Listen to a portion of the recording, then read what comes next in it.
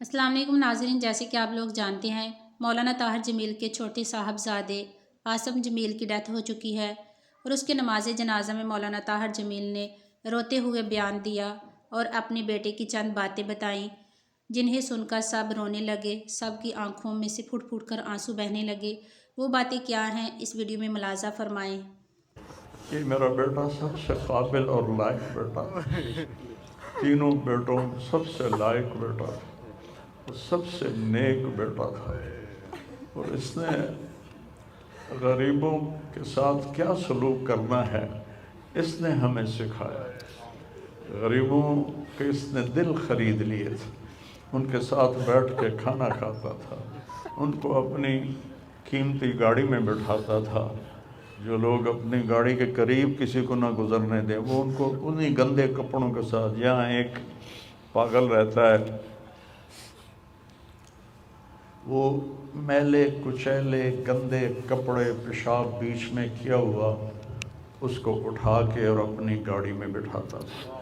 وہ ساری سیٹ خراب ہو جاتی تھی، لیکن وہ اس کو اپنی فیکٹری میں لے جاتا، پھر نائی کو بلا کر اس کے بال کٹواتا، اس کو نہلاتا، اس کے کپڑے بدلواتا۔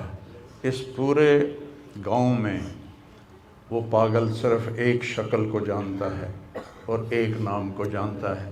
وہ نام تو پکار نہیں سکتا تھا، کہتا میاں میاں میاں۔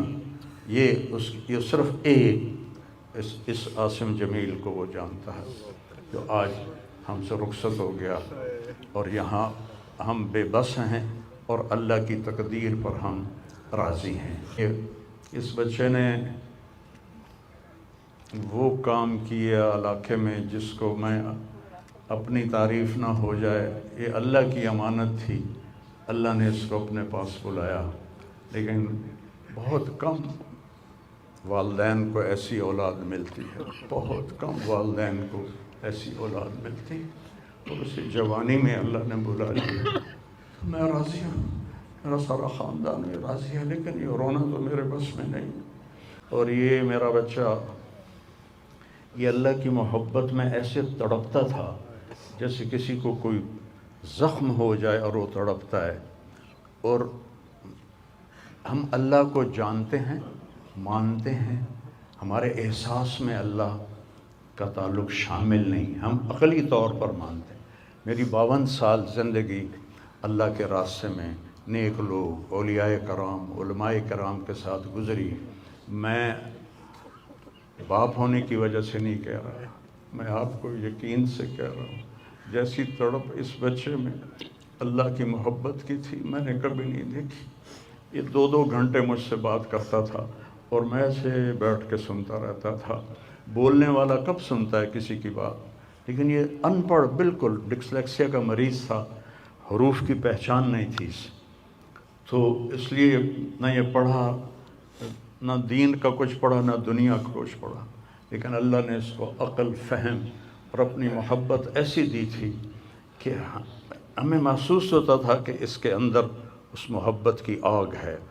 اور اپنی ماں سے کہتا، ماں دعا کرنا میں مر جاؤں، میں اللہ سے ملنا چاہتا ہوں، میں اس گندی دنیا سے تنگ آ گیا ہوں۔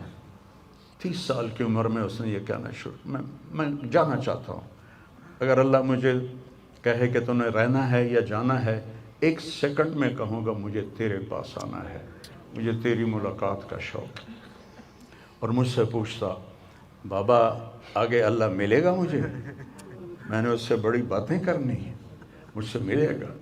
میں نے کہا انشاءاللہ آج تم ملو گے اپنے اللہ سے، ضرور ملو گے۔ تیری تڑپ، تیری تمنا رہتی تھی میں اللہ سے ملوں۔ تو میں نے اپنی زندگی میں صرف ایک آدمی دیکھا ہے، یہ بچہ جس کے احساسات میں اللہ کی محبت تھی۔ احساسات جیسے ہمارے درد ہمارے احساس میں جب شامل ہوتا ہے پھر ہم ہائے ہائے کرتے ہیں، اور جب تک شامل نہیں ہوتا تو ہم چلتے رہتے ہیں۔ اس بچے کو اللہ نے اپنی قدرت سے یہ تعلق اور محبت عطا فرمائی تھی، اور بس میں اور کیا تعریف کروں، میرا تو سینہ ویسے ہی زخمی ہے۔ یہ بہت عالی شان بچہ اللہ نے مجھے دیا تھا، میں اللہ کی تقدیر پہ راضی، اس نے اسی کا تھا، اس نے لے لیا۔